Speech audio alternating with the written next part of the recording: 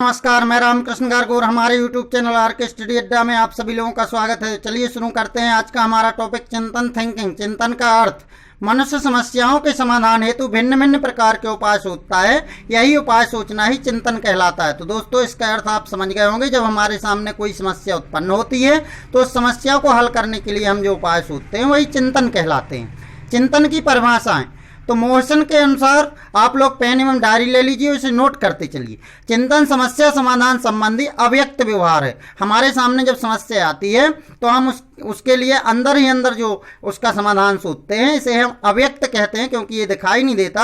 और यदि अव्यक्त व्यवहार ही क्या है, चिंतन है। अगली परिभाषा देखें गैरेट महोदय के अनुसार तो चिंतन एक प्रकार का अव्यक्त एवं रहस्यपूर्ण व्यवहार होता है जिसमें सामान्य रूप से प्रतीकों का प्रयोग होता है। यही बात इन्होंने भी कही है कि अव्यक्त होता है, साथ में इन्होंने एक शब्द और जोड़ दिया है, रहस्यपूर्ण। आप लोग प्लीज इस वीडियो को अंत तक जरूर देखिए, क्योंकि चिंतन से अक्सर 1 या 2 नंबर का आता है और इस वीडियो में मैं सब कुछ देने वाला हूं। चिंतन से आपका एक भी प्रश्न नहीं छूटेगा यदि आएगा, यदि आप अंत तक देखते रहेंगे तो। चलिए आगे देखते हैं। रास के अनुसार तो मानसिक क्रिया का ज्ञानात्मक पहलू है। यह मन की बातों से संबंधित मानसिक क्रिया है। दोस्तों, यह भी कई बार प्रश्न पूछा गया है कि चिंतन कैसी क्रिया है। तो दोस्तों, इसका उत्तर भी इस परिभाषा में मिल रहा है। चिंतन एक मानसिक क्रिया है। अगली देखें वैलेंटाइन के अनुसार तो चिंतन शब्द का प्रयोग उस क्रिया के लिए किया जाता है जिसमें श्रृंखलाबद्ध विचार किसी लक्ष्य या उद्देश्य की ओर अविराम गति से प्रभावित होते रहते हैं। यहाँ पर इनका कहना यह है कि चिंतन एक ऐसी क्रिया है जो एक लक्ष्य की ओर बढ़ती रहती है। मतलब बिल्कुल निश्चित ही इन्होंने सही कहा है। चिंतन हम तभी करते हैं जब हमारे सामने कुछ समस्या होती है और समस्या का समाधान ही चिंतन का अंतिम लक्ष्य होता है और उसी दिशा की ओर चिंतन अक्सर प्रवाहित होता रहता है। आगे देखें रायबर्न महोदय के अनुसार तो चिंतन इच्छा संबंधी क्रिया है जो किसी असंतोष के कारण प्रारंभ होती है और प्रयास के आधार पर चलती हुई स्थिति पर पहुंच जाती है जो इच्छा को संतुष्टि करती है। अर्थात रायबर्न जी का कहना है कि चिंतन एक इच्छा संबंधी क्रिया होती है और इसके करने से हमें लास्ट में संतुष्टि प्राप्त होती है। अर्थात चिंतन करने से हमारी समस्या का समाधान हो जाता है और समस्या का समाधान हो जाने के कारण हमें संतुष्टि प्राप्त होती है। अगले देखें चिंतन के प्रकार तो प्रत्यक्षात्मक चिंतन या मूर्त चिंतन, ये अक्सर परीक्षा में पूछा जाता है। मूर्त चिंतन। अगला होता है प्रत्यात्मक चिंतन, कल्पनात्मक चिंतन, तार्किक चिंतन, सृजनात्मक चिंतन। और ये 2 बहुत ही महत्वपूर्ण है, एक अभिसारी चिंतन और दूसरा अपसारी चिंतन। चलिए इसको क्रम से एक एक करके विस्तार से समझते हैं। नंबर 1 प्रत्यक्षात्मक चिंतन या मूर्त चिंतन। जो प्रत्यक्ष है उसके बारे में चिंतन करना, अर्थात जो सामने है उसका चिंतन। इसमें बालक उन वस्तुओं के बारे में सोचता है जो उनके सामने भौतिक वातावरण में उपस्थित होती हैं। तो इसको समझ गए ना दोस्तों कि प्रत्यक्षात्मक या मूर्त चिंतन क्या है। हमारे सामने जो कुछ होता है, जैसे कोई वस्तु हमारे सामने रखी है और उसी के बारे में चिंतन करना, उसी के बारे में सोचना ही मूर्त चिंतन या प्रत्यक्षात्मक चिंतन कहलाता है। अगला देखें प्रत्यात्मक चिंतन। यह थोड़ा उच्च प्रकार का चिंतन है। मतलब जो मूर्त चिंतन है उससे थोड़ा उच्च प्रकार का चिंतन है। इसमें बालक में प्रत्यय का निर्माण बनना शुरू हो जाता है तब वह चिंतन करता है। बालक के अंदर प्रत्यय बनने लगते हैं। प्रत्यय से आशा है किसी भी प्रकार की छवि बनने से है। जैसे उसने चिंतन किया, किसके बारे में चिंतन किया, उसने हाथी के बारे में चिंतन किया, तो उसके अंदर छवि बन जाती है कि बड़े बड़े कान होंगे, एक सूंड होगी, छोटी छोटी आंखें होंगी।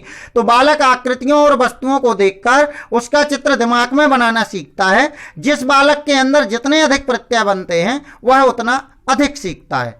चलिए अगला देख लेते हैं कल्पनात्मक चिंतन। नंबर 3 इसमें वस्तुओं के सामने न होते हुए भी उसके बारे में सोचना, अर्थात चिंतन करना ही कल्पनात्मक चिंतन कहलाता है।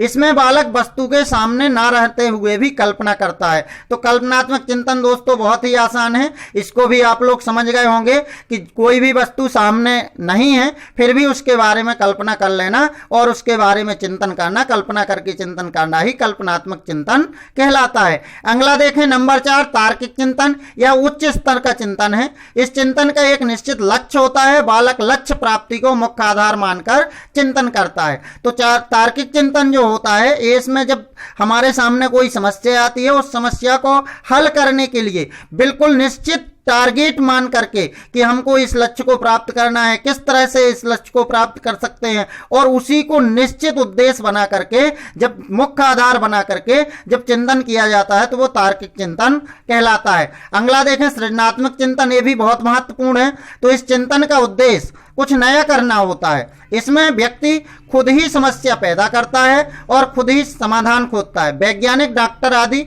इसी प्रकार का चिंतन करते हैं। इससे भी अक्सर परीक्षाओं में प्रश्न पूछे जाते हैं। ये प्रश्न भी बहुत बार पूछा गया कि वैज्ञानिक किस प्रकार का चिंतन करते हैं। तो दोस्तों, वैज्ञानिक लोग जो होते हैं वो सृजनात्मक चिंतन करते हैं, मतलब स्वयं समस्या कर देते हैं और फिर उसकी खोज करते हैं कि इसका हल किस प्रकार से होगा। अगला देखें अभिसारी चिंतन। तो इस चिंतन से व्यक्ति अपनी सरल समस्याओं का समाधान करता है। बुद्धि आदि के प्रश्नों में तथा बहुविकल्पी प्रश्नों में इसका प्रयोग होता है। इसकी सर्वप्रथम व्याख्या पॉल गिलफार्ड ने की थी। दोस्तों, यहां से भी अक्सर प्रश्न पूछा जाता है कि अभिसारी चिंतन की सर्वप्रथम व्याख्या किसने की थी? तो पॉल गिलफार्ड महोदय ने की थी। इसमें समस्या एक ही बिंदु पर केंद्रित होती है। ये पॉइंट नोट कर लीजिए आप डायरी में कि एक ही बिंदु पर केंद्रित होती है। अक्सर प्रश्न आता है कि अभिसारी चिंतन में समस्या कितने बिंदुओं पर केंद्रित होती है, 1 पर, 2 पर, 3 पर? तो दोस्तों, एक ही बिंदु पर इसमें समस्या केंद्रित होती है। अगला देखें अपसारी चिंतन। अपसारी चिंतन से अक्सर परीक्षाओं में प्रश्न आता है, तो आप लोग अपसारी चिंतन को ध्यानपूर्वक देखिए। किसी समस्या के विभिन्न समाधानों या कार्यों को करने के विभिन्न प्रयत्नों में से किसी एक उत्तम समाधान या प्रयत्न को चुना जाना अपसारी चिंतन है। देखें, हम जब भी कोई समस्या आती है तो विभिन्न प्रकार के समाधान उसके बारे में प्रस्तुत करते हैं कि इसको ऐसा कर लिया जाए तो आज हल हो जाएगा, ऐसा कर लिया जाए तो ये समस्या हल हो जाएगी। तो उस समस्या में से उन विभिन्न जो हमने विचार दिए हैं, उन विचारों में से एक विचार को चुन लेना ही क्या कहलाता है? अपसारी चिंतन कहलाता है। अपसारी चिंतन अभिसारी चिंतन के विपरीत होता है। ये भी ध्यान में रखना, अपसारी चिंतन और अपसारी चिंतन दोनों एक दूसरे के अपोजिट हैं, क्योंकि अभिसारी चिंतन में किसी समस्या के समाधान के लिए कुछ निश्चित संख्या में समाधान उपस्थित होते हैं, जबकि इस प्रकार के चिंतन में विभिन्न प्रकार के अनेकों समाधान होते हैं। अपसारी चिंतन में सृजनात्मकता तथा खुले प्रकार के प्रश्न तथा सृजनात्मकता सम्मिलित होती है। चलिए चिंतन के सोपान देख लेते हैं। तो सबसे पहले समस्या जो हमारी आती है तो उस समस्या का पता लगाना या आकलन करना, फिर इसके बाद संबंधित तत्वों का संकलन, उसके लिए विभिन्न प्रकार के आंकड़े जुटाना, फिर इसके बाद निष्कर्ष पर पहुंचना और निष्कर्ष का लास्ट में परीक्षण करना कि क्या निष्कर्ष सही है। तो चलिए क्रम से इनको भी हम समझ लेते हैं। समस्या का पता लगाना है आकलन, यह चिंतन का सबसे प्रथम सोपान है। इसमें किसी भी समस्या का आकलन किया जाता है कि आखिर ये समस्या क्या है, ये हम जानने का प्रयास करते हैं। सबसे पहले हम समस्या ही जानने का प्रयास करते हैं। ये भी प्रश्न परीक्षा में कई बार पूछा गया है कि सबसे पहले हमें क्या जानना चाहिए। तो दोस्तों, सबसे पहले हमें समस्या का पता लगाना चाहिए। समस्या का पता लगाना है, आकलन करना चाहिए कि आखिर समस्या क्या है। इसके बाद अगला सोपान देखें, संबंधित तत्वों का संकलन। इसके बाद समस्या से संबंधित तथ्यों को एकत्रित किया जाता है, विभिन्न प्रकार के आंकड़ों को एकत्रित किया जाता है कि इस समस्या को इस तरह से सॉल्व कर सकते हैं, इस तरह से सॉल्व कर सकते हैं। निष्कर्ष, तो अगला सोपान जो निष्कर्ष है, फिर सब तत्वों को संकलित करने के बाद निष्कर्ष निकाला जाता है कि ये वाला यदि हम इस प्रकार से करेंगे तो हम सफलता प्राप्त कर जाएंगे, उद्देश्य की पूर्ति हो जाएगी।